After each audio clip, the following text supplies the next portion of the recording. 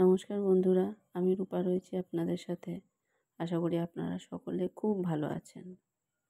আজকে আপনাদের নিয়ে এসেছি এমন একটি জায়গায়, যে জায়গাটি আমার মনের বড্ড কাছে।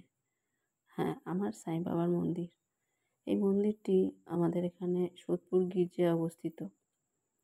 আমার কাছে সে খুব জাগ্রত মন্দির, কারণ আমি নিজের জন্য যা না পেয়েছি তার থেকে বেশি আমি যখন আমার বন্ধু-বান্ধবদের সমস্যা সাঁই বাবার কাছে জানিয়েছি, সাঁই বাবা অবশ্যই আমার সেসব প্রিয় মানুষ, প্রিয় বন্ধু, আত্মীয়স্বজন তাদের পাশে অবশ্যই তিনি থেকেছেন এবং তাদের আশীর্বাদ করেছেন এবং সেই সব বিপদ থেকে, সমস্যার মধ্যে থেকে তিনি বার করেছেন তাদেরকে।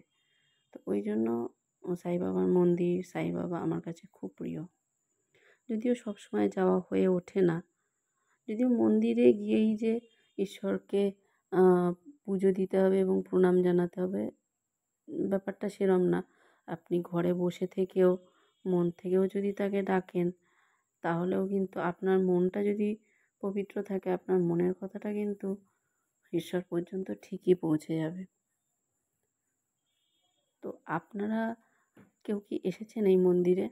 বা আপনাদের কেমন লাগলো আমার এই সাঁই বাবার মন্দিরটি ঘুরে? অবশ্যই জানাবেন।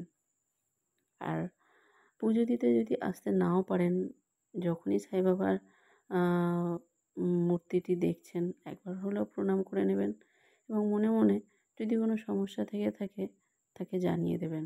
দেখবেন খুব তাড়াতাড়ি সেই সমস্যা থেকে আপনি বেরিয়ে এসছেন।